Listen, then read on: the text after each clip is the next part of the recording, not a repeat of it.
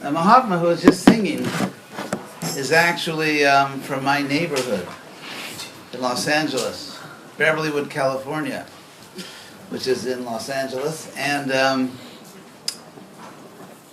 1969, right? In Berkeley, California, we were both students there. He's a year younger than me, and therefore he's worshipped me all his life because of that age difference. And so, but a year ago, 1969, when I was just a new brahmachari, I was a student in Berkeley, and I arranged to get a credit class at the university somehow, and Mahatma took the class, and I was always preaching to him. And of course, I take all the credit for everything that's happened since then. And I was preaching to him, and then he joined the temple, and the rest is history. So, yeah, we're from the same little neighborhood, Beverlywood, California. So, thank you all for coming. Is this the right? So, a class, right? A lecture? I'm going to give a very, very long sermon. Just kidding. So, Manu, the topic tonight.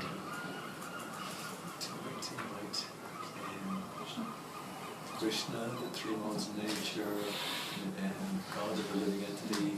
Oh! I need a first canto Bhagavatam to make my, as Prabhupada would say, make my propaganda. Has anybody got that online? Oh my God. This There's a Hare Krishna temple. Where's the first canto? It's usually, this one usually goes missing because everyone starts on it and then never leaves it back. Thank you. So, I would like to read, in fact, I will read a verse from the first canto of the Bhagavatam at the end of chapter 6. I'm going to read a Sanskrit verse and then Prabhupada's purport. And this verse and the purport are especially about freedom. And I think you'll find very interesting what Prabhupada says about freedom in spiritual life. The context is that the great Veda Vyasa, the author of the Bhagavatam, the original author of the Bhagavatam and Mahabharata, and the editor, you could say, of the Vedas, Veda Vyasa, was, despite all these extraordinary accomplishments, unhappy.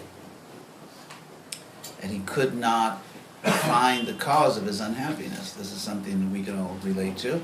Sometimes we think we're doing the right things, but we're just not happy.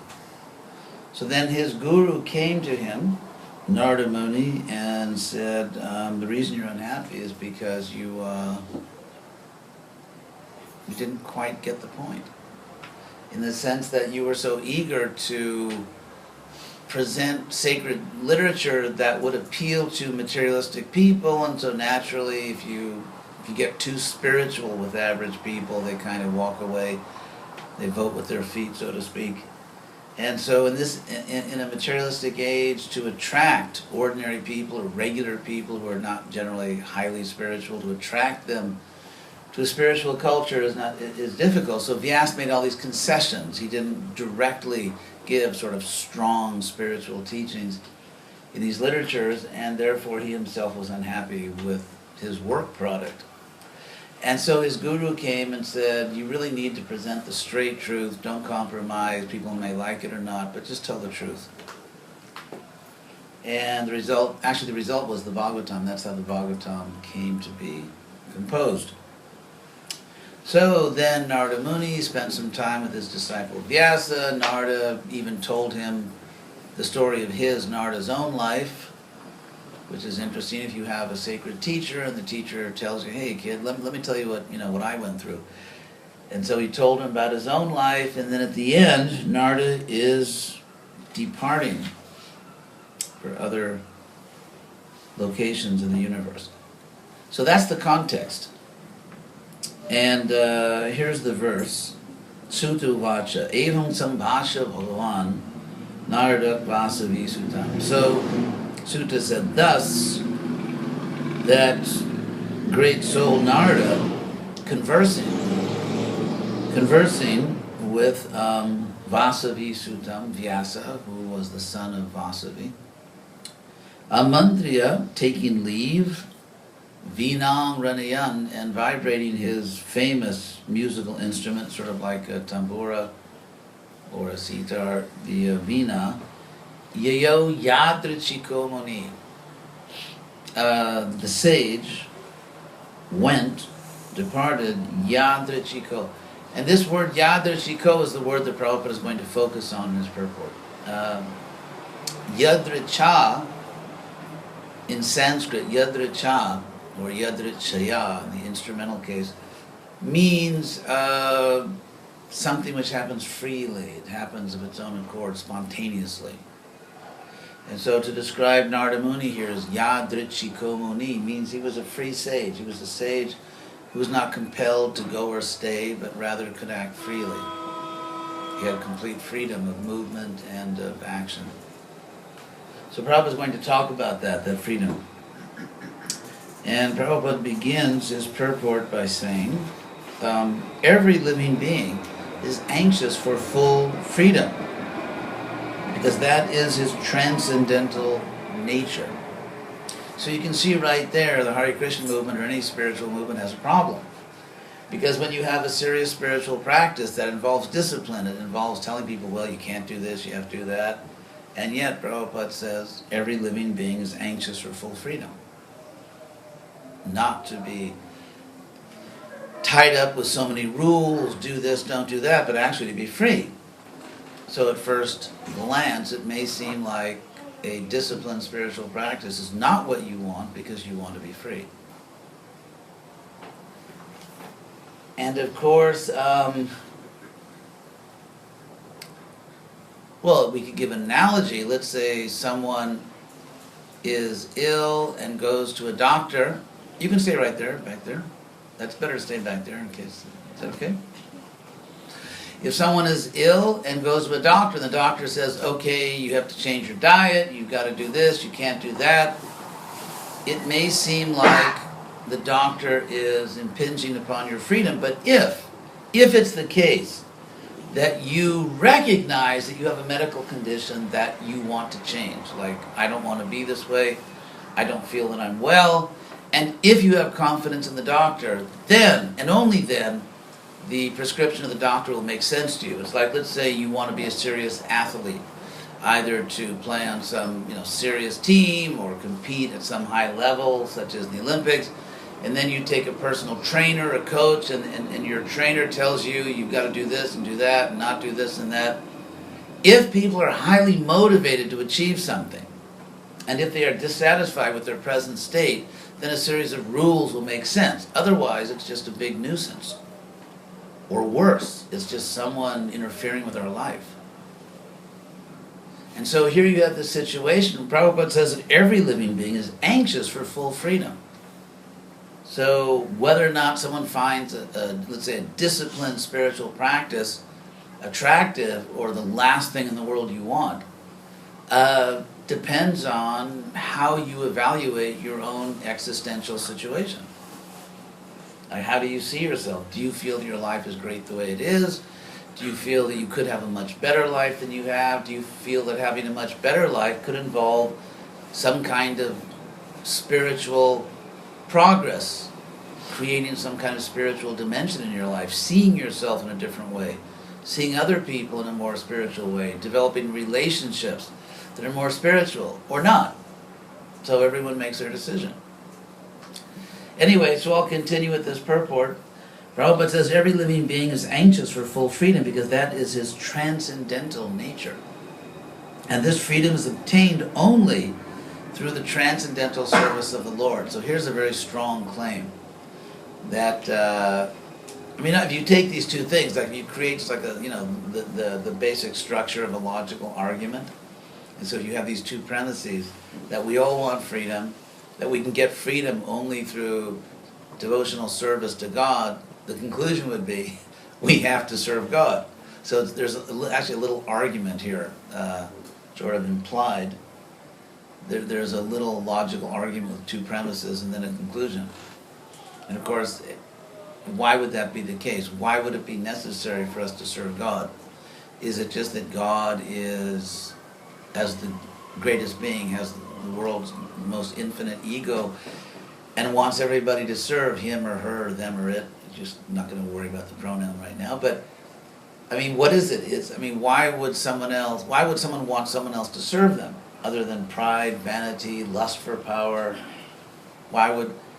So the way Prabhupada explains this is he sort of gives a structural analogy, in the sense that the hand is part of the body. We all agree on that, at least. So the hand is part of the body, and therefore at every moment the hand is serving the body, whether it's gesturing to express what you want to express, or scratching your head, or putting food in your mouth, or whatever. So the hand serves the body. The hand doesn't really have an independent interest. Prabhupada gave the example that the hand does not have the power to feed itself. I mean, imagine you could have the world's most powerful hand, like you could just crush rocks in your bare hands. And yet, the hand, if it takes food, has no way to ingest that food. It's simply impossible. The hand has to give the food to the mouth, and then through the mouth to the stomach. It's very interesting. And so this is an analogy in which the hand feeds itself by giving away the food. And as long as the hand holds on to the food, the hand starves. And when the hand gives over the food to the body, the hand feeds itself. And so the analogy here is that just as the hand is part of the body, we are part of God. There is a supreme spiritual reality, and we are part of it. And therefore it's in the act of offering, in the act of giving and not taking, that we actually nourish our own existence. That's the analogy. Anyone here from Brazil? No? Você? Yes. Realmente? De onde? Sou de São Paulo. Ah, paulistano. Yes. Você conhece? Anyway, cumbica, macaco que bota a mão. Macaco? Yeah, they say macaco veio no bota a mão cumbica. There's this, anyway, I'll back to English. There's this expression in Brazil that an expert monkey doesn't put his hand in this box. There's a kind of box, because the way they capture monkeys traditionally in Brazil is they would have a little box and put a banana inside the box, and then there was a round hole. The hole was big enough for the monkey to put his or her hand in, but when the monkey grabbed the banana, the hole's not big enough for the monkey to withdraw its hand with the banana. And so what happened, monkeys who are, not brilliant in these cases, they couldn't let go of the banana. They were so attached to the banana they can't let go, so they just stand there all day until someone captures them. Você não sabia? Isso é do Brasil. Mas não em São Paulo, não na cidade. So in that sense, when we hold on to things, we actually can't enjoy them. It's in the act of giving. And because we're part of God, when we offering things to God doesn't mean that you end up starving and homeless. Because the act of offering doesn't mean you lose the thing. It's just like in Christian circles, people say grace before eating. So it's not that the food vanishes or rises up to heaven. It's just a kind of acknowledgement. You find this actually throughout the world. If you know the Odyssey by Homer, anyone here know Homer? The Odyssey? Anyway, if you study the civilization of the Iliad and the Odyssey, no one actually eats or drinks anything without first making an offering. One dramatic example in the Iliad is that Hector, the Trojan hero, has just fought all day on the battlefield. He's exhausted, he's bloody, just fought all day in the battlefield. He comes back into the city of Troy. His mother sees him in that condition, and is anxious for him to get some nourishment, so she tells the people in the palace, offer a drink and bring it to him. Even when your son comes back from fighting all day trying to protect your city, you have to offer the drink before he drinks it.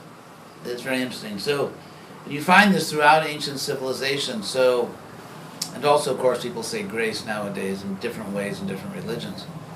So the idea is that in the act of offering, we actually nourish ourselves, and nourish ourselves not only in the sense that God will give us money or food or something, but also emotionally, because it's in the act of realizing that we are part of something greater, that we are part of a supreme spiritual being, that we actually become free from all kinds of petty psychological messes.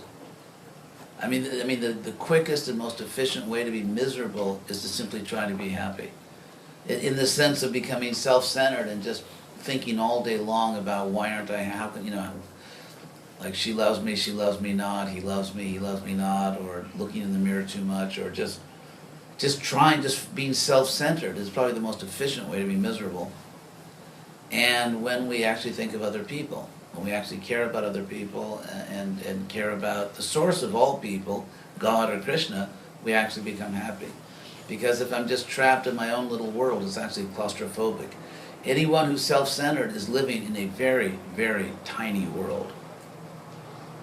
Because if you think about it, I mean, you've seen it a million times, like let's say we're looking down at this street in Dublin, and the camera pans away, and and gradually you see the shape of Ireland and the shape of the Earth, and then you see the Earth and the solar system. We're actually really small, and so to be self-centered, to be absorbed in yourself, is really like to lock yourself in a little box. It's a very tiny, tiny world. There's very little oxygen in there. And to be really happy, we have to come out into the universe, but we can't do that unless we're willing to face the fact that in the universe, we're pretty small, which is not a bad thing. I mean, we're not small, but we're significant. Because every one of us is a divine being. So even though we're so tiny, we still, we're contenders, so, as Marlon Brando said On the Waterfront, in the taxi cab. Anyway, it's a famous movie scene, if you know the history of method acting. So, so Prabhupada is saying here that this freedom is... So how do you obtain freedom by serving God? And what is freedom? What is Prabhupada even talking about here? What does he mean by freedom? For one thing, freedom means, to start at one level, let's say, not to be a drug addict. Because if I'm addicted to some substance, I don't think anyone would call that a life of freedom. What about emotional addictions? What if someone is trapped in a relationship which is just no good and simply causing the person suffering, but they can't get out, they're too attached. It's like the monkey with the banana. You can't let go, even though you're really trapped. And you could just let go and walk away, but you can't let go. Or someone, let's say, is addicted to wanting to earn more money than they actually need. I'm all in favor of having enough money. I mean, I vote for that completely. Having enough money so you can live comfortably, you can live peacefully, you're not worried about your life, you can just have a nice, comfortable life. I'm all in favor of that. But greed comes in when we want more than that, and greed can become an addiction. Lust can become an addiction. This is called, in postmodern lingo, this is called the subject-object problem, in the sense that every person is actually a subject. Every person, every one of us, every conscious being is the center of their own life and the center of their own individual consciousness. And yet, if I develop strong material desires, then I lose my power to see another person as a subject, and I see them as an object of my desires. For example, let's say the greedy person may just see you as a walking check, like, okay, you can give me some money, or you can buy my product, you can buy my service. And so, a typical, like let's say a salesperson comes up to you and says, "Hi, how are you? I'm really interested in you." And actually, they just want to get the money out of your wallet. That's all they want, just to get your money. And so someone who really wants to close a deal, really wants to sell you something, they're not like going to be your best friend, because They're going to say anything to get your money. In the same way, let's say someone has a lot of sex desire. What it means is people who have too much sex desire actually lose their power to see other people as subjects. It's like, let's say you're walking down the street and you're really hungry, like you're really, really hungry. And all you can think of is food. Oh my God, that restaurant's closed, there's no restaurants on this street. If you're hungry enough, you really can't think of anything else except finding food. And so the stronger a material desire, the stronger a bodily desire becomes, the more it just completely crowds out any other thought, any other rational consideration, any other higher purpose, and just it completely takes over your consciousness. Same thing is true with sex desire. Because obviously, if I'm thinking of how I can use that person to gratify my desires, it's very difficult to think at the same time of what's really best for that person. It's like trying to walk in two directions at the same time. So the extent to which I want to gratify myself, the extent to which I want to please myself through another person, whether it's physical gratification, whether it's emotional gratification, like I want that person to admire me, I want that person to really be attached to me, to give me attention, to vote for me, to give me their business, to give me their body. I mean, the more we want something from somebody else, the less we can really objectively, calmly think of what's best for that person. And yet, if I'm not thinking of what's best for that person, I'm exploiting that person. Because I'm turning, in my mind, a subject into an object of my gratification. And if I'm doing that, I'm not free. Because when I'm attached to exploiting someone else, the negative consequence for me is that I become dependent on that act of exploitation. If I fail to exploit that person, if I fail to make the deal, or someone fails to get the vote, or fails to get the other person in bed, or whatever it is, if the person fails in their objective, then they're frustrated, and they're depressed, or they're unhappy. And so when I try to exploit someone, what it means is I'm actually becoming enslaved by that desire to exploit. So everyone loses. There's no winner.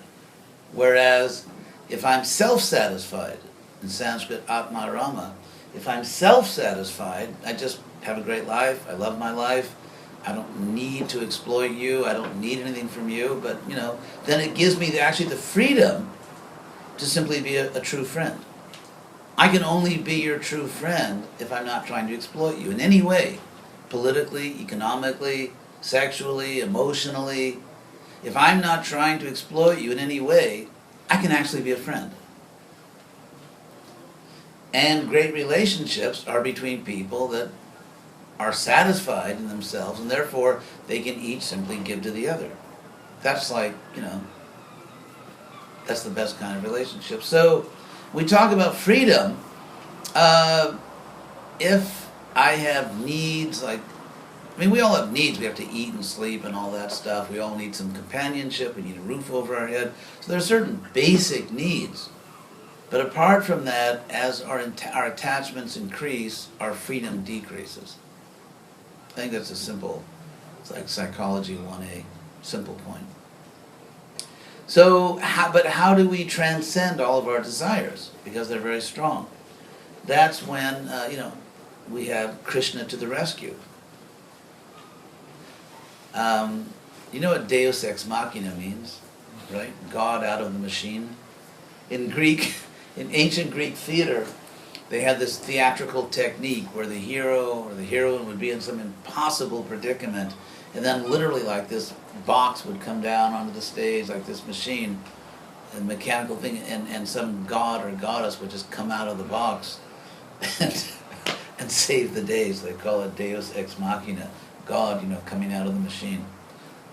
But, so what's the God thing? I mean, how does that relate to our freedom? How does that relate to our happiness? Well, the idea here is that we are originally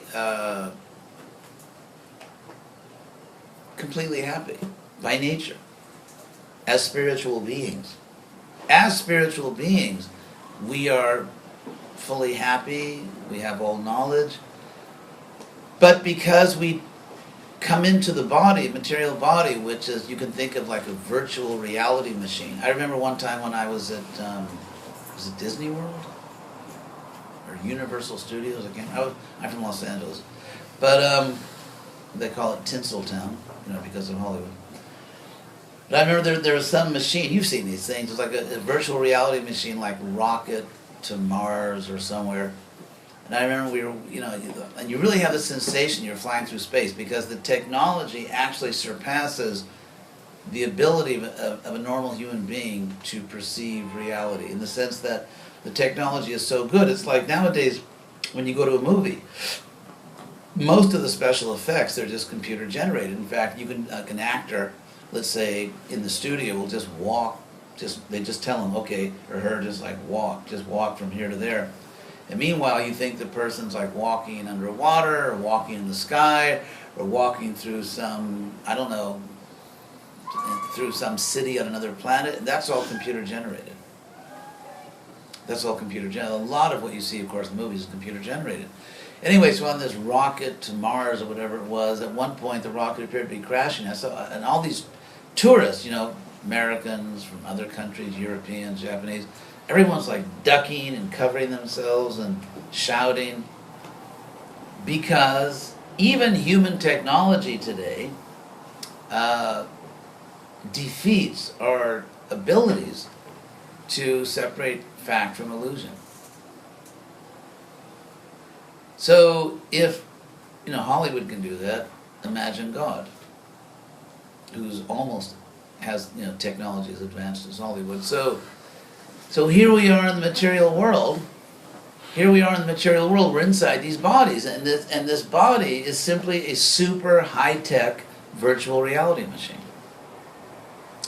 So when we come into this body, we actually believe we are the body, and whatever happens to us is happening to the body. Technically, we cannot be the body. It's actually sort of a logical impossibility. And Krishna gives the reason in Bhagavad Gita, in that famous verse, Dehi nosmin jata dehi, etc. Because the body's constantly changing. I think I explained this in Newcastle. Like, today is Sunday, this must be Dublin. Anyway, been traveling.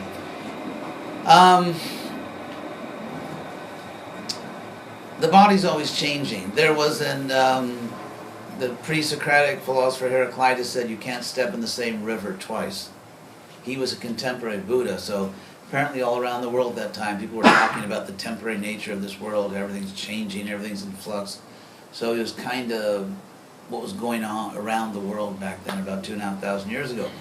So Heraclitus, kind of like I don't know, you call him a Greek Buddhist or something, he said that you can't step in the same river twice, because the second time, it's new water, it's a different river. And so my analogy is you cannot breathe in the same body twice. Your body, it looks like it's stable, like here I am or there you are, but actually the body's constantly in flux. I mean, probably you're digesting your lunch.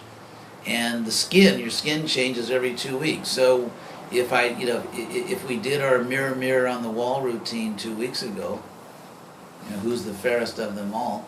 And we do the mirror on the wall now, it's actually a different body. You're actually looking at a different face. The mirror the face you look at in the mirror today is actually not the same face you were looking at 2 weeks ago.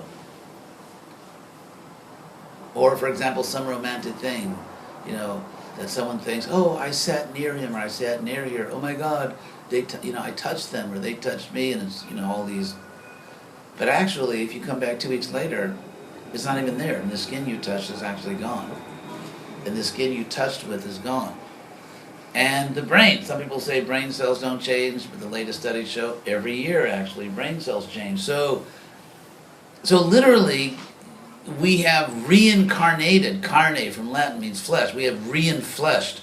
We have reincarnated many times in this life. Well, depending on your age. I don't want I mean, I'm going on, I have lots of reincarnations in this age, and you know, you're younger, you may have fewer, but still, approximately every 7 years. So is reincarnation a fact? Yes, you've already done it several times in this life. And yet, despite having reincarnated several times, all of us are still the same person, as we know by the most rudimentary linguistic analysis. We say things like, I was a baby. When I was a baby, I was so cute, or something like that. I don't think I was cute. My mother thought I was, but when I look at the pictures, I have doubts. But anyway, so, or if you say, when I was a child, or when I was 5 years old, when I was 10 years old. But, so you admit it was you. No one says, when he was 5, when she was 7. No one talks like that.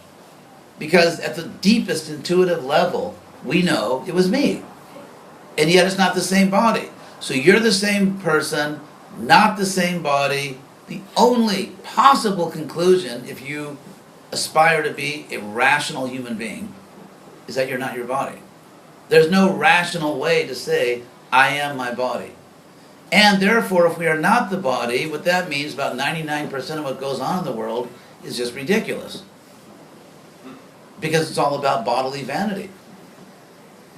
I mean, it's amazing that, like the BBC at the end of every year, or the very beginning of every year, they do this special coverage of notable obituaries, you know, all the famous, important people that died in the previous year. And I looked at it one year and I was kind of shocked because, like, the great majority of all the important people that died were, like, entertainers.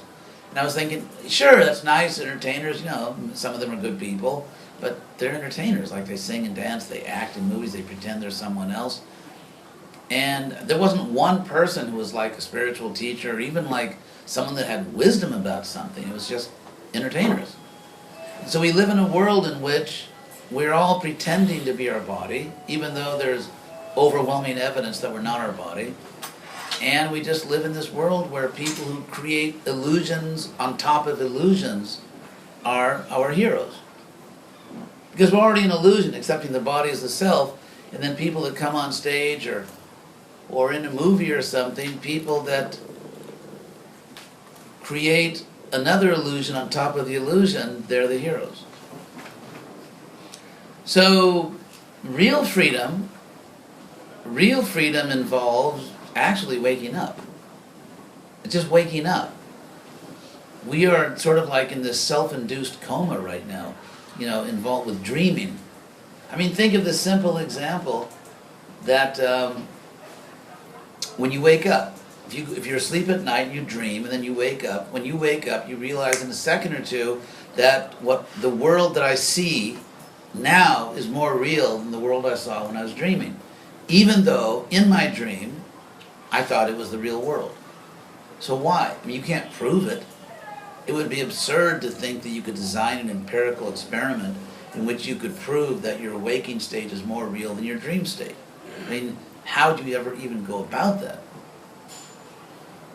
So, but that's your decision. It's self-evidently true, which is a technical philosophical term. It's self-evidently true. So in the same way, when you take up spiritual practice and you start to realize your real identity, it's self-evidently waking up. As much as waking up from an ordinary dream is waking up. So that's spiritual life. You start to wake up, and when you do that, you realize your real self doesn't need to exploit anyone. Your real self, who you really are, doesn't need for this or that person to think, oh, you look so good, or oh, I like you. You really don't need that. Because you know who you are, and who you are is fantastic. And therefore, whether some other person appreciates you or not is kind of irrelevant. So that's real freedom. It's also the freedom to prolong your existence. It's because if you identify with your body, the bad news is your body's going to die. I mean, everyone's body dies.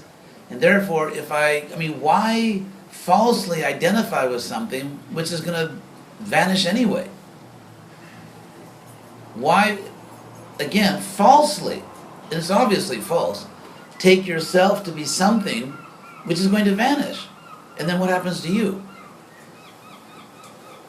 So the freedom to continue existing depends upon, I mean, you will continue to exist anyway, but if you want an existence you can actually appreciate and be happy with because you consciously see that you're eternal, you have to accept your real self if you want to really understand. So that's freedom. That is real freedom. It comes from spiritual life.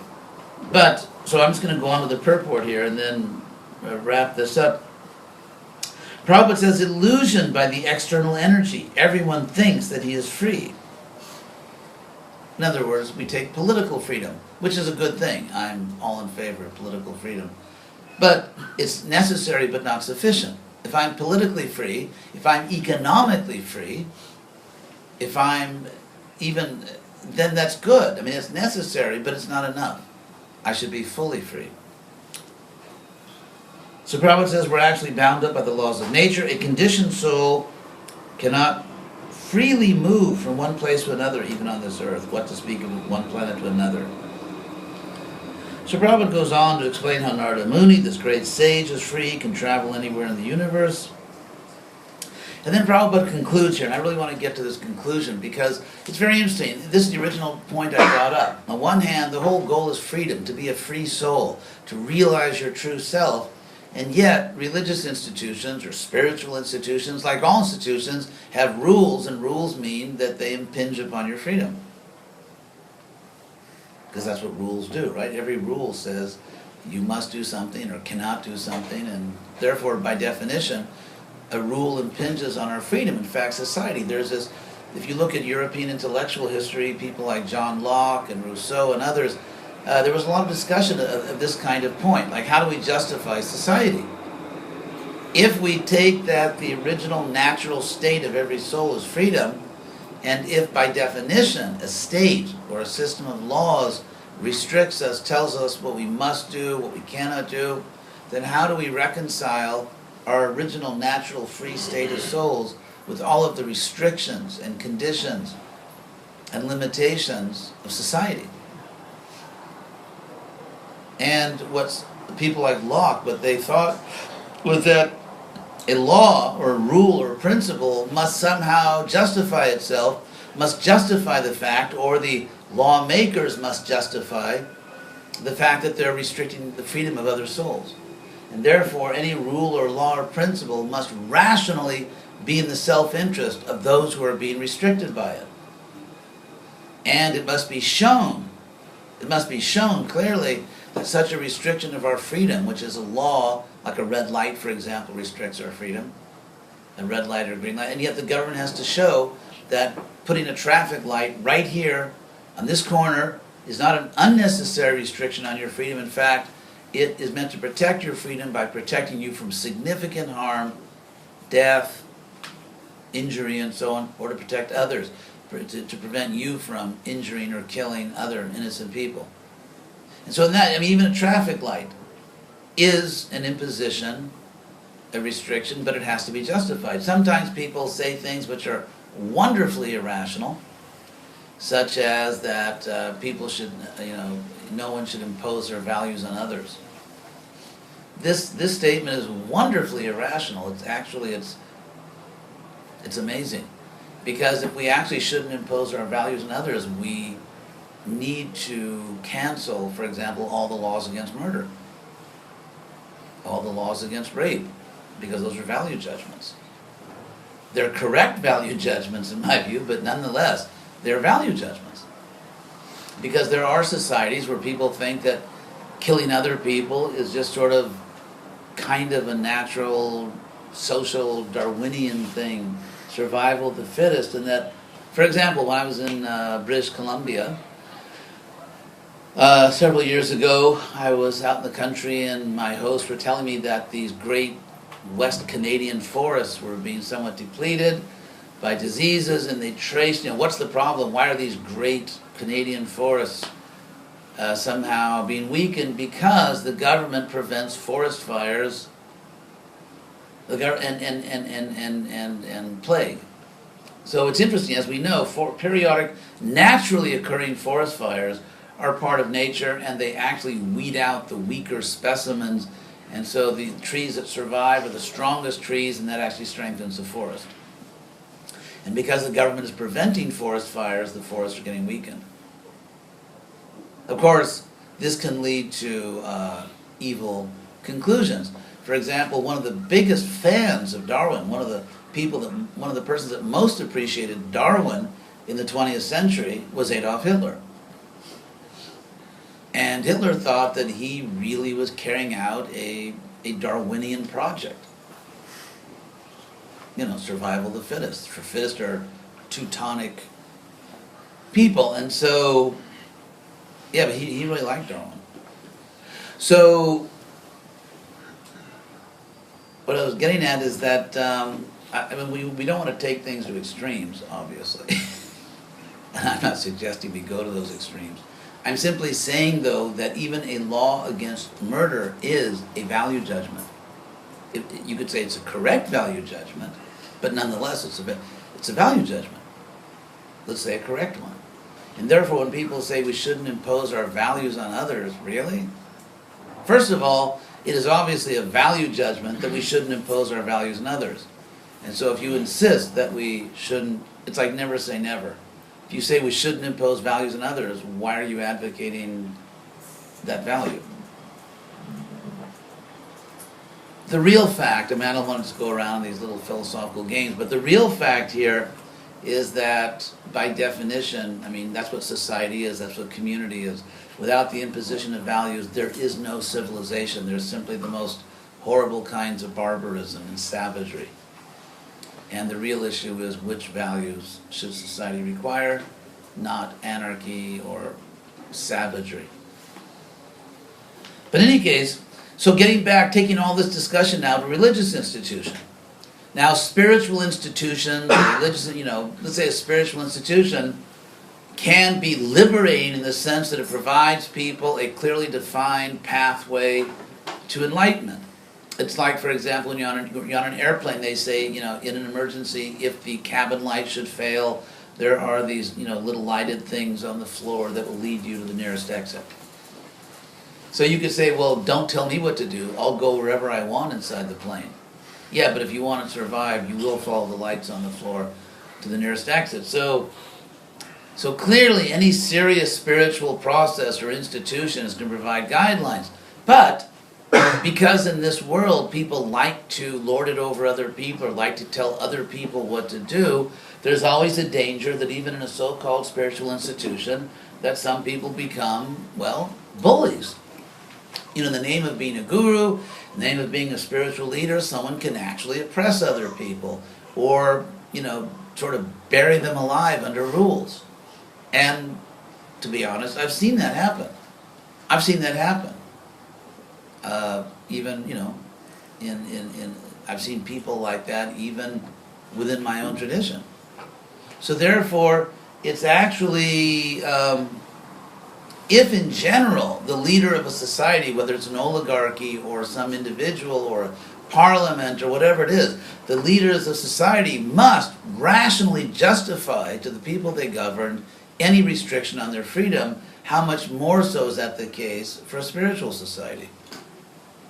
So that someone in the name of being a spiritual teacher doesn't simply abuse other people, bully them, or unnecessarily try to control their lives.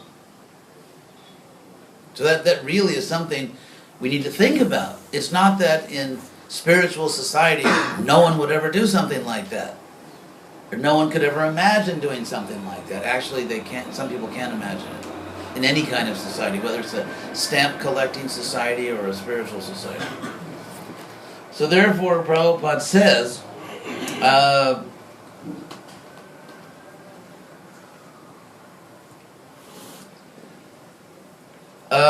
in all spheres of devotional service is the process we're engaged in, bhakti yoga. It's a disciplined spiritual practice focused on developing pure love of God, pure love for every soul. And it's very ancient. It's not, bhakti yoga is not a term we invented. It's actually in the Bhagavad Gita, a work which is thousands of years old. Krishna explicitly talks about bhakti yoga. After all, you know, what is greater than love? I mean, people give their lives for love of their family, love of their nation. What is beyond pure love?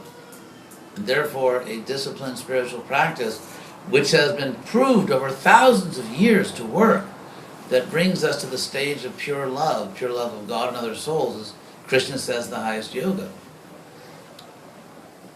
This developing of pure love. So Prabhupada says that in all spheres of devotional service, in other words, at every stage of your practice of Bhakti Yoga, Prabhupada says, freedom is the main pivot. Freedom. So even if, for example, I may choose to follow the instructions of a doctor, I may choose to follow the advice of my lawyer. If my lawyer tells me you need to do this, you need to do that, I choose to follow. In the same way, in a spiritual practice, if one is working under some spiritual guide or has a guru or whatever, it's always freedom. And the spiritual leader, or the so-called spiritual leader, must respect that individuality, that freedom of the other person. In fact, there is mutual respect between a teacher and a student in spiritual life. Because the qualification of the spiritual leader is to understand that my so-called student is actually a pure soul. Even if that pure soul is a little rusty right now or needs a little waking up, but still it's a pure soul. And therefore, a guru, for example, that, as I said last night, there's a rerun for some of you. You can go out and buy some popcorn in the lobby right now, but if a guru or any spiritual leader actually thinks that I'm better than the person I'm teaching, then the teacher is really a hypocrite and unqualified. I mean, the teacher may think, yes, I'm the teacher, I actually have more knowledge in this subject, but that's not the same as thinking you're better than the other person, like I'm just higher and better than this person. For example, parents teach their children. It doesn't mean they think they're more important than their children, it's just the opposite. Actually, their children are most important. And so in the same way, a true spiritual teacher never thinks that I'm better than the other person, because a true spiritual teacher actually sees that every person is a pure soul. And even if, let's say, that student at the present time doesn't fully understand that I'm a pure soul, but the teacher should understand it. And if I see the student as a pure soul, and I'm a pure soul, why should I think I'm better? We're both equally part of God. So therefore, there are legitimate hierarchies. Parents really need to train and take care of their children. Teachers teach students. Krishna talks about this. For example, I'm here in Ireland right now. There's a political, legal hierarchy. I can't make my own laws. If there's a red light, I really have to stop.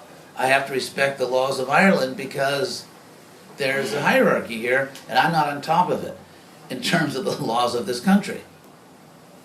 So there are legitimate hierarchies. At the same time, at a deeper level, we are all one. We are all equal, and equality is one of the most important topics in Bhagavad Gita. Krishna talks about it throughout the Gita, the fact that we're all equal as souls. So therefore, a leader who just likes being a leader, like it makes me feel good to have a bunch of people under me. I like the fact that when I say jump, they say, how high, Guruji? And so, I don't really like that. Na realidade, detesto isso. So the point here is that, again, a spiritual leader, her or his only goal has to be to help the other person to become autonomous, to help the other person to be empowered, not to keep people under me because I just like having people under me, which is a kind of a perverse material desire.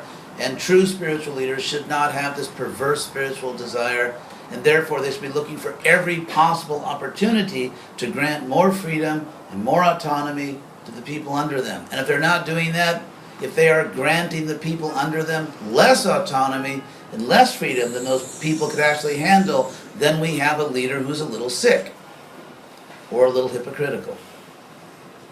And so that's a very important test. At the same time, We don't want chaos or anarchy. There are legitimate hierarchies. There's a need for structures. I can't come to Ireland and just make my own laws. So I'm not preaching anarchy here. I'm just saying, though, that a spiritual society, like the Hare Krishna movement, should ultimately be characterized by leaders who are very enthusiastic to help other people be empowered and autonomous. And the more the spiritual leaders of the Hare Krishna movement are actually trying to help other people be free and autonomous, the more people in general won't think it's kind of like weird or scary to participate in the Hare Krishna movement. A simple point, right? So, to your great relief, I will stop here. I mean, in the sense that you may have feared that I really was going to go on for hours. So, any questions on these points? Should we Yes. have some people in for the questions? Is that? Yeah, sure. Anyone? Actually, the people here, perhaps you could come forward. If the table starts to fall on me, you've come too far. That would. Yeah, perhaps the people here are. Yeah, sure. Could you come around a little bit this way? Thank you very much. Appreciate your cooperation. What's your name? Lana. Sorry.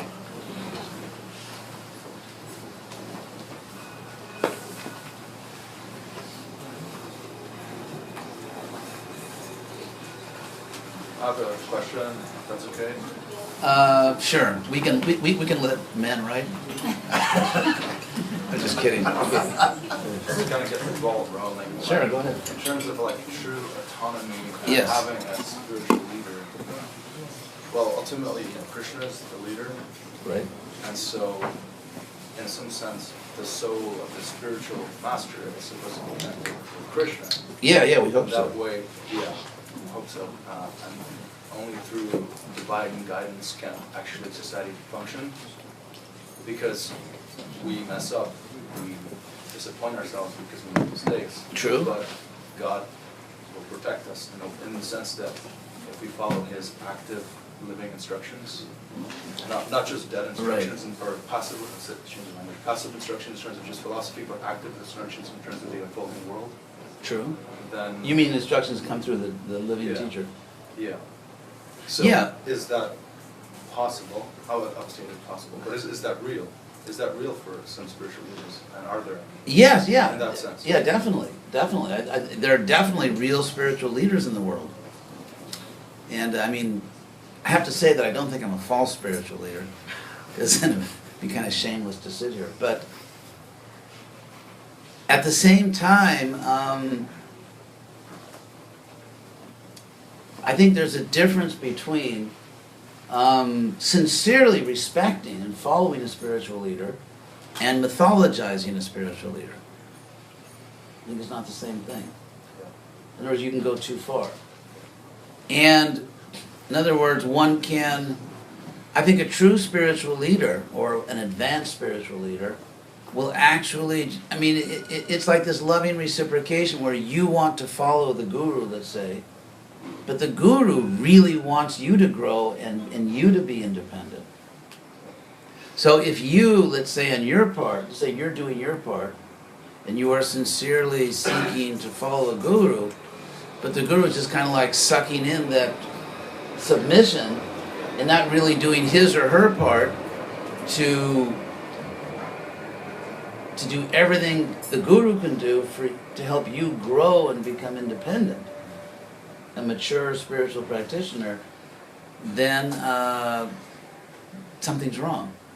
For example, you can have a genuine guru that really wants to help you, but you, let's say, or anyone, a person may not really sincerely follow that guru. We can doubt a genuine leader, or we can just be too proud and vain and not really submit when we should submit. So it really takes both on both sides. I mean, just because someone has the title guru, or just because someone has the title disciple, doesn't mean they're necessarily doing their job perfectly. And again, it's just me, I really feel that we should be totally honest with each other, and I feel that spiritual leaders should treat other people like adults and just tell them the truth and not like sort of paint a picture. And so I've been practicing bhakti yoga for, oh my God, 48 years. At the age of 1, I crawled into a Hare Krishna temple and fully surrendered. I was incredibly precocious. Now, anyway, I've been practicing bhakti yoga for 48 years. I've been a sannyasi for 45 years, and a guru for actually most of my life. Holy cow! Let's see. Yeah, for 40 years. My God, how did that happen? Anyway. So yeah, for most of my life, I've been doing this, and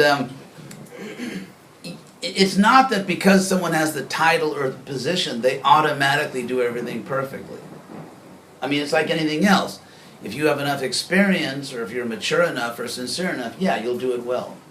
And so I mean, there are gurus that do their job very well. And sometimes there are mistakes. And people can misuse their authority as gurus. For example, let's just go with the theory for now that I'm a genuine guru. Let me just go with that for now, hypothetically. So, just because I'm a guru doesn't mean I'm an expert financial planner. And I've seen cases, again, let's just be honest and treat each other like adults. I have seen cases where a person used their position as guru to sort of pressure disciples, using all that power of, you can't go to Krishna without the guru, to get people to make bad investments. The guru in this case, let's say, was not a cheater, but just really didn't know what the hell he was doing. And people, people's lives were disturbed, like men with wives and children lost their homes and so on. That's serious stuff. And so I've seen that. I've seen that. I've seen, for example, Prabhupada personally stated that the whole purpose of ISKCON is to train people to be independently thoughtful. Independently thoughtful. What that means is that obviously we have boundaries. For example, let's say you want to be a biologist, let's say you want to be an academic biologist and teach in some university. There are ground rules, there are boundaries in terms of methodology, in terms of you have to have a certain knowledge, and you can't just so there's academic freedom, but you can't just any stupid thing. I mean, there's academic freedom, but it's expected that if you're in a particular field, whether it's biology, geology, history, psychology, whatever, that you know your field, you know the methodology, that you're up to date with the field, and that you make reasonable statements within your discipline. And so in that way, a guru has to also speak within that area. I mean, for example, gurus can sometimes, I've seen gurus pressure people into marriages that didn't work, and then the husband and wife, they have children, there's divorce, the children suffer, it's a disaster.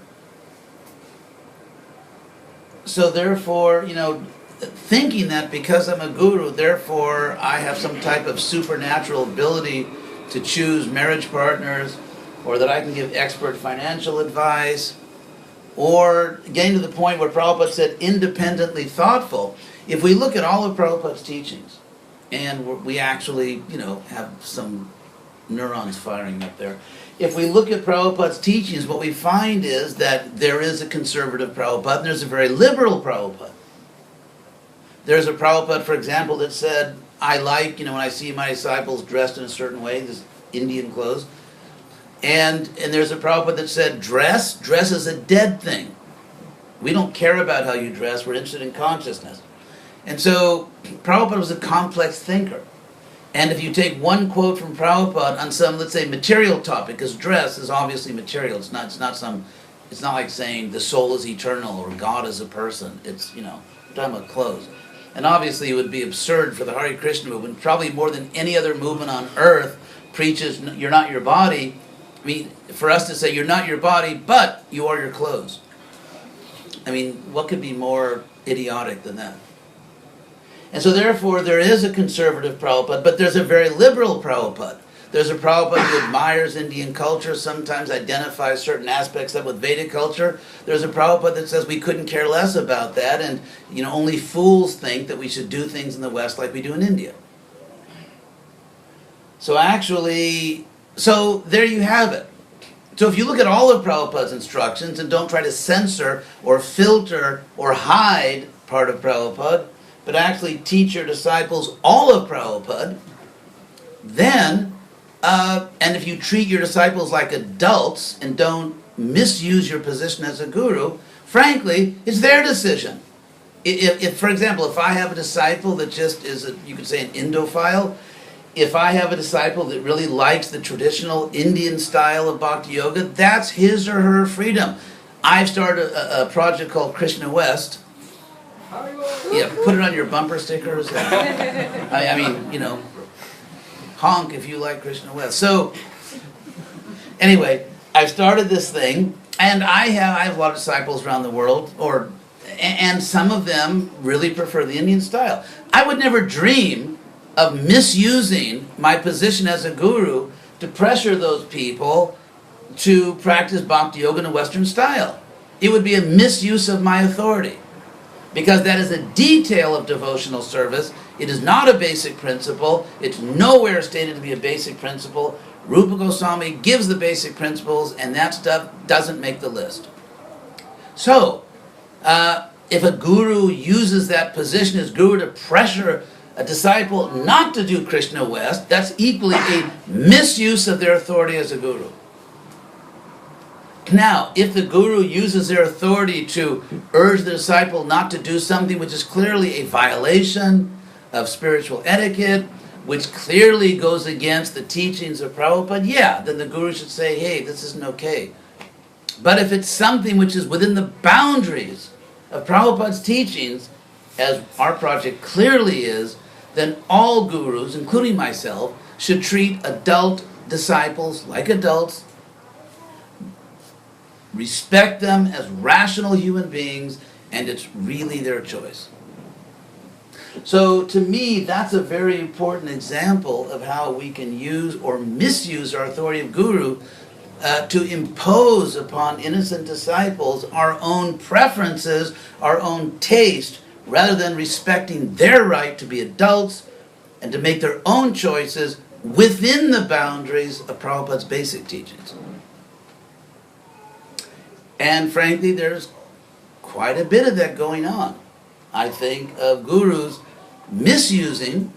There's a lot of good gurus in ISKCON. I don't want to say the whole society has gone to hell. And there's a lot of wonderful spiritual leaders serving Prabhupada. I'm just saying, this particular point, it is the duty. A guru has a duty to treat disciples as adults if they are adults, and on details, on things where Prabhupada was ambivalent or gave different choices, to respect the preferences and wishes of the disciple, and not to simply keep them in this artificial state of sort of like infancy, or like, you're a child, you'll always be a child under me. Actually, how many people here are parents? Is it your wish that your children always remain childlike? That would basically mean they have some serious cognitive disorder. Obviously the wish of parents is to see the children grow up, become intelligent, autonomous, stay out of jail, make a good living. In the case of spiritual parents, be spiritual. It's not the duty of parents, and it's not the duty of gurus to try to, keep people down and keep them in a childlike state when they should be adults and make their own choices in areas where Prabhupada actually gave us freedom. Yes? Did that answer your question? Somewhat. I don't think you answered the point. Well, go ahead. Go ahead. Go ahead. Well, it was my Nope. answer. But Well, go ahead. I'm asking, are there people who are perfectly situated, and if there are perfectly situated, then community life should naturally be full of love and freedom and mutual cooperativeness, and then perfect kind of negotiation between different agents to decide upon what values are acceptable in the society. So it's like if the guru is truly a guru, his society should work. Yeah, true. Do you agree? Yeah, completely. Okay. You agree fully with what I said? Yeah. Okay. With the caveat, which I don't think contradicts what you said, but I think it's necessary, that any society has certain boundaries. For example, the Hare Krishna movement is a specific, or ISKCON is a specific society that has certain basic principles. Yeah. So when someone comes into, let's say, a Krishna community and says, I think we should renegotiate this vegetarian thing, that's not going to happen. I mean, you would have to really like manifest yourself as some incredibly divine thing, and give some argument that up to now no one has even imagined. But assuming you're human, even like a really nice human, but human, I mean, we're not going to renegotiate that. We're not going to say, well, let's rethink this whole vegetarian thing, or let's rethink our assumption that God is personal, or let's rethink Krishna. You know, maybe God is really, I don't know, Sam Smith or something. I mean, so I mean, because that's what, for example, if you go to a university, you can speculate and you can argue about many things, but there are certain basic principles that just make it a university. And so, therefore, within reasonable boundaries, within boundaries which can be reasonably justified, yes, there should be discussion. But also, for example, there has to be teamwork. For example, imagine a soccer player. You say football here? I don't call it football. I won't impose my American lexicon here. I'm not America first. I mean, in that linguistically. So let's say you're on a team. Let's say you're on a football team and you disagree with the strategy. And it doesn't mean you just like, okay, I'm not running that play. You guys run it. I'm just going to stand here until you stop being so stupid. I mean, obviously, when you're on a team, your opinion may not always prevail, but still, it's a team. And so, again, I agree with you. I do agree with you. But in the real world, there are certain considerations, like the necessity of teamwork, again, within reasonable boundaries, or having, let's say, certain self-evident or certain fundamental principles that aren't open to renegotiation, which epistemologically is the basis of any system of thought. Yeah, I guess we can just accept the necessary conditions for spiritual society and just disregard that debate. The what? We can Disregard just accept what? the necessary, like, we're talking about building spiritual societies. Right. So we can just accept those basic values as, given. We don't have to have this debate about whether or not they're true or not. Well, but that's, you see, you have to decide whether the basic values of a spiritual society are compatible with your own deeply held views. Obviously, before anyone commits to a spiritual society, they would have to conclude, honestly, that I agree with these values.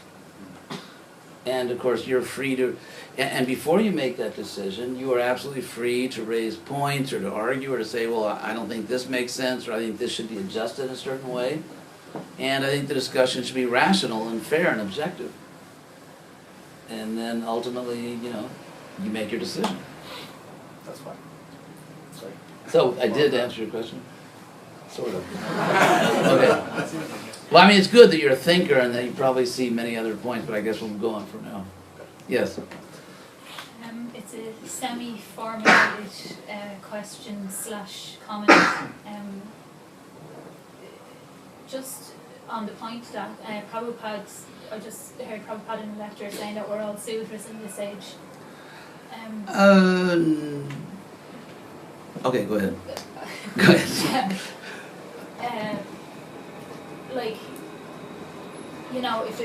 If this was a Satya Yuga society, there'd be a Satya to come in the door and sort out the problems, or there'd be specific Right.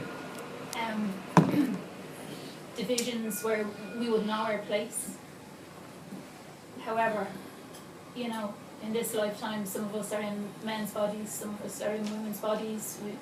you know, we might have Brahminical qualities or Sudra qualities, or, you know, it's quite undefined in this yoga. I'm nearly there. I don't know if there's even a question. I'm just sort of saying it's sort of hard to know how to function. Okay.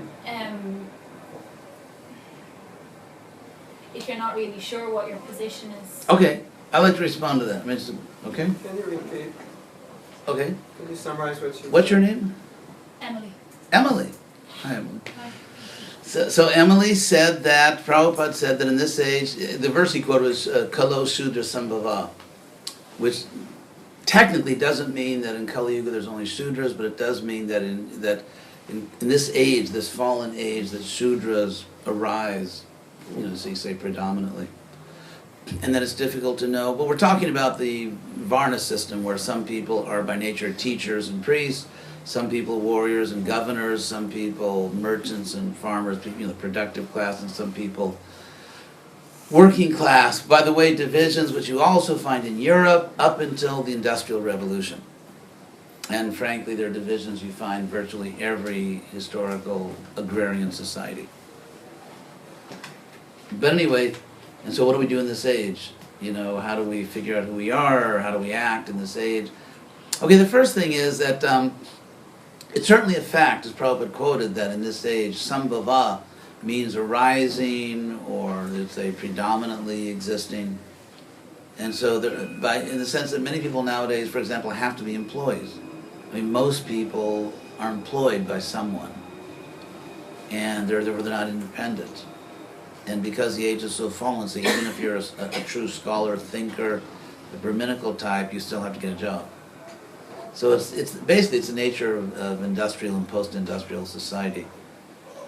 But there are people, for example, who are Brahminical by nature, clearly.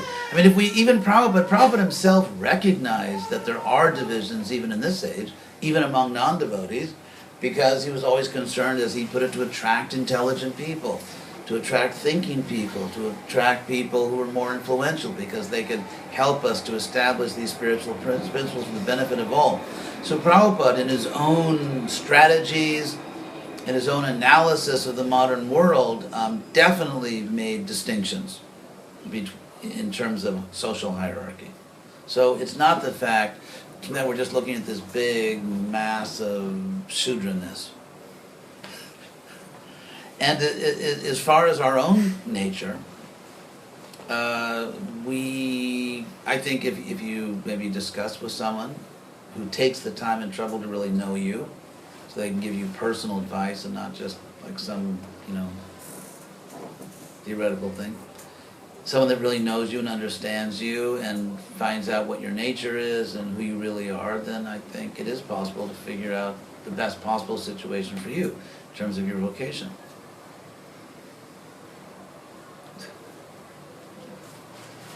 So, anything else? Hey. Yeah, go ahead. So I wanted to ask, you were saying about how we are not this body. This is practically this basic question, you know, when you get to Bhakti Yoga, this is the first thing they teach you, and then that's that.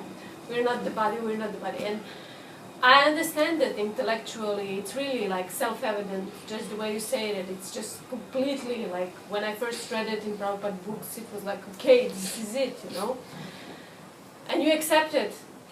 But how come then, because if it's so clear and so simple, then why do these, then it should be that after we understand this, that we like do not have such big attachments and material desires, but after some time, especially in Bhakti Yoga, you realize that just even if in the beginning it seemed all perfect, it's like they get out, you know, these material desires are still here, and they are very strong, maybe even stronger than in the beginning, because you were kind of, you know, in the beginning you kind of, okay, no problem, I can do this, everything is perfect, but then you kind of maybe not even consciously you put some of your desires down.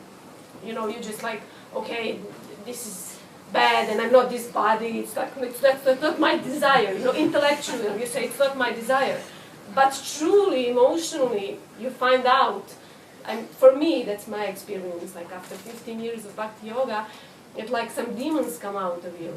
It's like these, I mean, these demons, I mean, material desires. They just come out, you know, and then you're just like, what's this? Like, what's going on? Where am I? I thought I'm somewhere, and you're nowhere. Anyway, thank you for that very well stated and honest. Yeah, that was very good. And I'm sure, you know, a lot of people can identify with what you said. Very good point.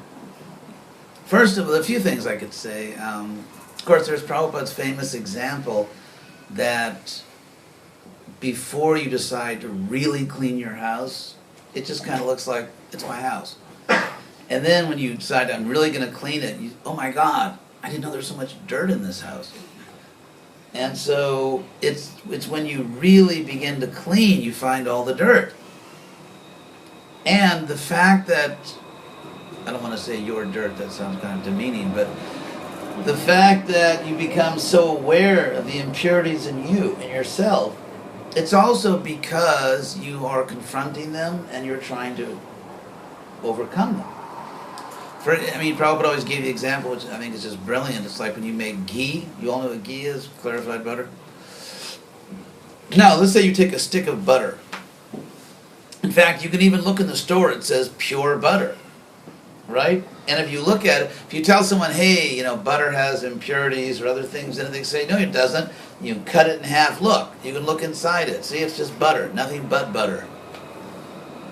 But it's when you put it on the fire that all these, impurities or all this other stuff bubbles up to the surface, and then you can remove it. I mean, you can't, without the fire, without revealing the impurities, you can't remove them.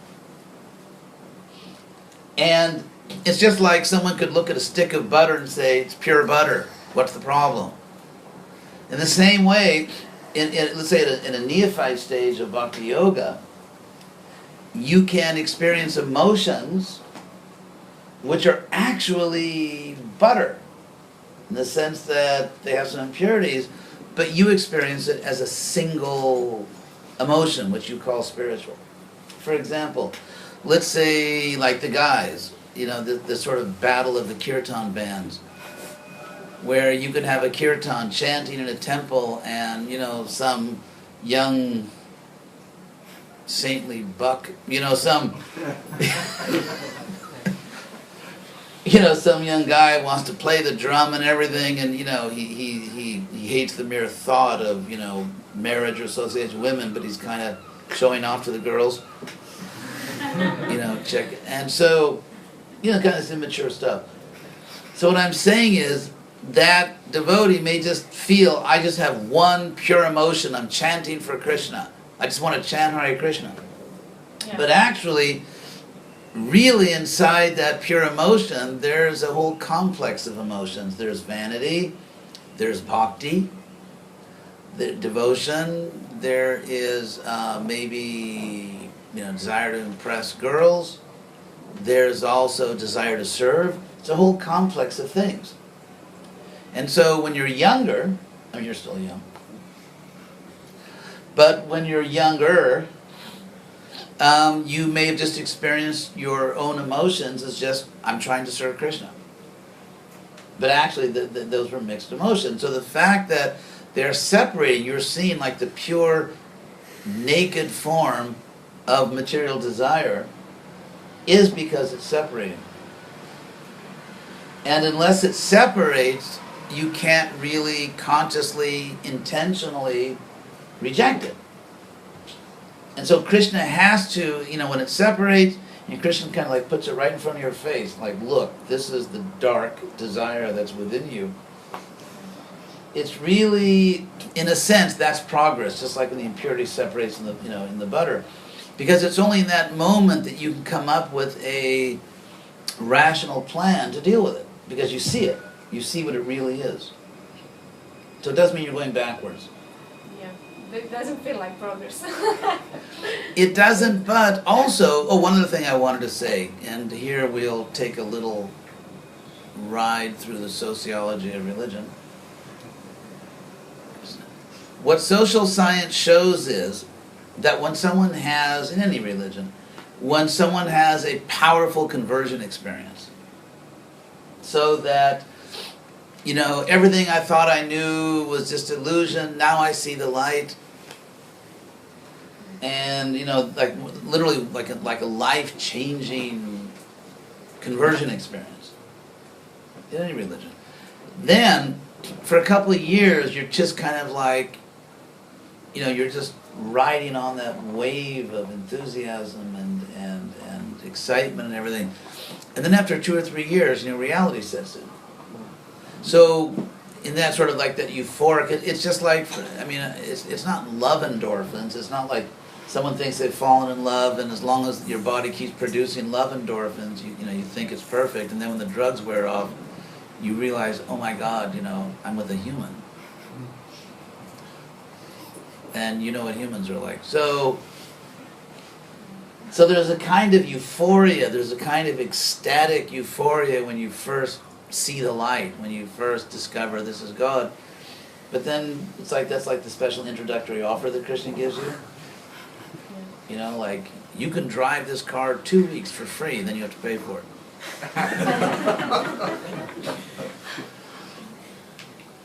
And so there's that ecstatic beginning, but then you really have to get to work. So in a sense, it's not that that ecstatic beginning is false. It's not false, it's not an illusion, but it's actually Krishna's mercy to get you properly situated, to get you fixed in your spiritual practice. But then once you're really fixed, you have to start the real work, and you have to deal with your real self. So again, there's different stages. Doesn't mean you're going backwards. Doesn't mean the more I chant Hare Krishna, the more evil I become. Yeah, because sometimes I kind of think, if I read something, then like, okay, I understand this, but then in another situation, right. I feel kind Right. of like this knowledge doesn't help anything. Okay. My heart Yeah. is like Yeah, you made doing that point. their own thing. Yeah, I didn't reply to that point you made. Okay, the way I look at it is this, in my own life. I mean, for example, in the Upadeshamrita by Rupa Goswami, the first verse is Vacho Vegam, Manasa Krota Vegam, like the urges, the impulses of speech, of the mind, of anger, to, you know, gluttony or sex desire, you know, gluttony. I mean, what Rupa Goswami says is that Etan Vegan, all these impulses, Jo Vishaheta Dhira, a steady devotee is one who can tolerate them. Not one who doesn't have them. One who can tolerate them. And Sarvanga Pimang Prithivinsa Shishat, which literally means that person is able to teach the whole world. Prabhupada translates it, make disciples of the whole world. Literally is able to teach the whole world. So another thing you have to understand, and you probably never heard this before. So, you ready? You're not your body. So, but what that means practically is that, actually, I think sometimes you have to be a little more generous with yourself. Let's say if you know that, and I'm sure it's true, you're basically sincere, right? Yeah, I hope so. I'd like to think so. No, but I'm sure you are. So say you're basically sincere, you want to do the right thing, and you do accept Krishna, but your body, which you aren't, has its own momentum. It's like, here's an example. Let's say you're driving your car on the, what do you say here, motorway? Right? Yeah, okay, motorway. You're driving your car on the motorway. Let's say you're going 80 miles an hour because I'm in the car with you and I'm saying we gotta get there. So you're driving your car 80 miles an hour on the motorway and you realize, uh-oh, I'm going the wrong direction. Right? Because I'm going up to the north and I just saw a sign that we're heading toward Cork. So you realize you're actually going in the wrong direction. Now, at the moment you realize that, you have a perfect understanding of the problem. However, you can't just slam on the brakes. You can't just stop your car immediately. And if you try to do that, you'll flip your car. Right? So, from the moment you realize you're going in the wrong direction, you have to gradually brake and gradually slow down the car. You have to find a place where you can safely turn around, and then you have to come all the way back. But throughout this entire process of braking, of turning around, of coming back, you already have a perfect understanding. There's nothing more for you to understand. You get it, totally. So in the same way, when you realize, I'm not this body, I'm a pure soul, I've got to revive my original consciousness, but your material body is going at 80 miles an hour. And you can't just slam on the brakes. So even though your body, the momentum of bodily desires, the momentum of your attachments it all keeps going, it doesn't mean there's any lack of sincerity on your part. It doesn't mean you don't understand. In fact, the Bhagavatam gives this example, not using automobiles, but chariots.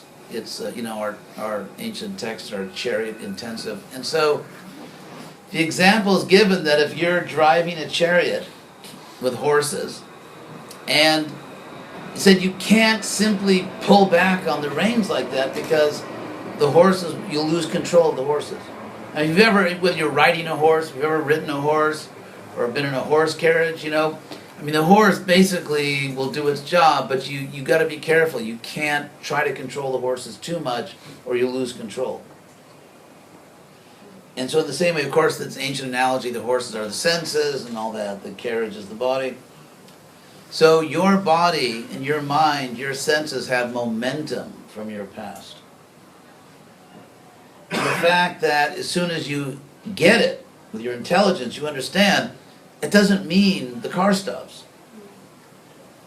And so you have to be kind enough to yourself to realize, okay, I understand Krishna consciousness, I'm actually doing my best, and therefore if my body still has this momentum, that's life. Krishna understands it. Krishna's not going to think you're a bad person just because, it's like let's say, for example, I send someone to go to a particular place, and I see they're going the wrong direction somehow, and I text them. I actually don't text. But let's say, I text them, you're going the wrong direction. I don't expect that person just to, in 1 second, stop a vehicle moving at high speed, flip the car over the, divider, come back the other way at the same speed. I don't expect it. It's humanly impossible. Krishna doesn't expect you to just ignore all the momentum built up over many lives in your body and mind. All that Krishna really expects you to do is your best.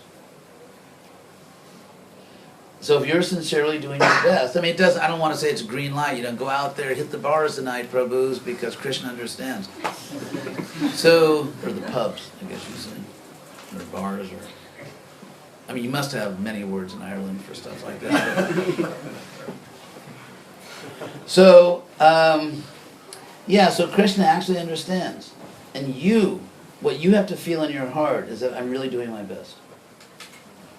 The fact that there's still some attachment doesn't mean you're not sincere, doesn't mean you're a bad person, doesn't mean you're not serious about your spiritual practice. It just means it takes a while for the car to stop. So, anything else? Going. Oh, yes, back there. Yeah, I have a question. Thank you very much for the class. Thank you. The question is around freedom. You say everybody has their own freedom and the choice has to come from themselves.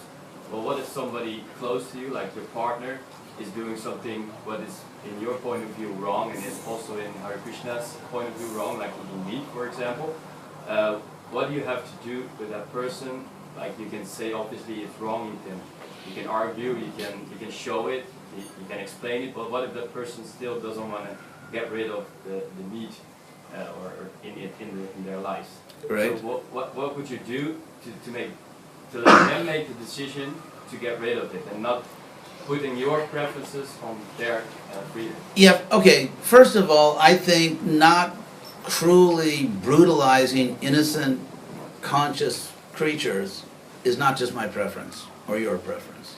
I think it's objectively evil. Objectively. Because if causing significant harm and pain to an innocent creature is not evil, I mean, what is?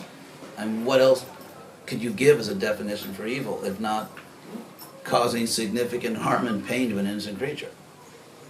So first of all, it's not our preference. It's just, it's real. It's actually wrong. It's actually bad. As far as how you deal with that situation, I am very strongly in favor of people sticking to relationships, marriage fidelity, strong, and all that. I'm not like a sannyasi that just encourages people to leave relationships at all. However, in a case like that, you would have to decide whether that's an appropriate relationship. Because after all, I mean, the basis of a good relationship is that people actually agree on important things. And if people disagree on, like for example, if, let's say, I mean, I'm a sannyasi, but let's say someone's in a relationship in which their partner is very enthusiastic about slavery, or very enthusiastic about violent crime or something, and I mean, there are certain situations where it's just not appropriate, it's not a match.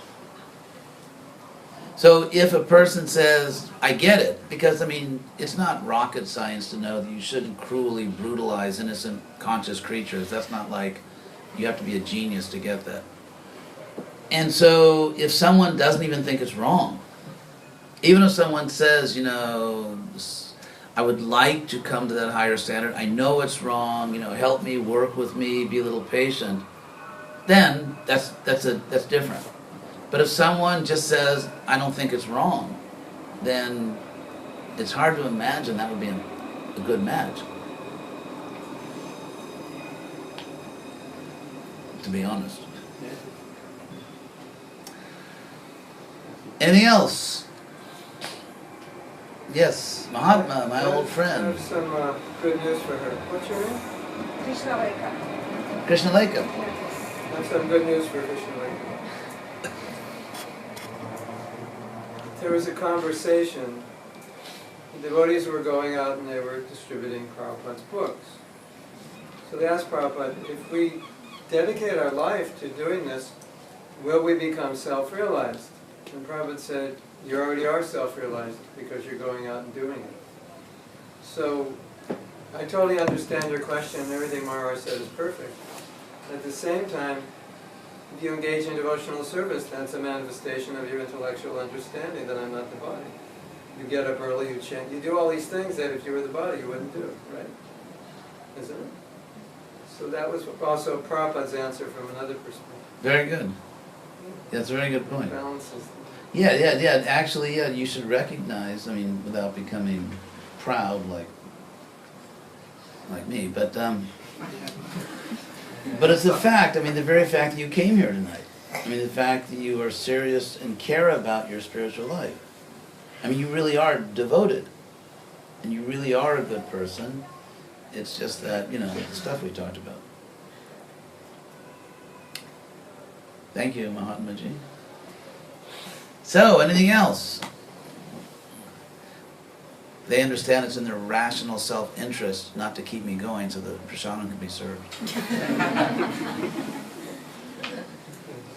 So, thank you all very much. Hare Krishna. Hare Krishna.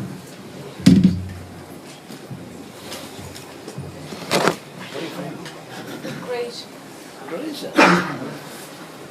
I was in Belgrade. Yeah. We're working on Croatian as well.